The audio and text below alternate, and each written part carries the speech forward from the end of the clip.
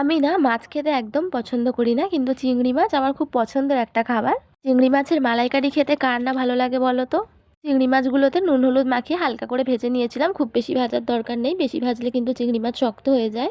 পরে ফোড়নের জন্য দিয়ে দিয়েছিলাম গোটা গরম মশলা আর তেজপাতা। পরে দিয়ে দিয়েছিলাম পেঁয়াজ বাটা। পেঁয়াজ বাটা দিয়ে খুব ভালো করে নাড়াচাড়া করার পর দিয়ে দিয়েছিলাম আদা রসুন বাটা।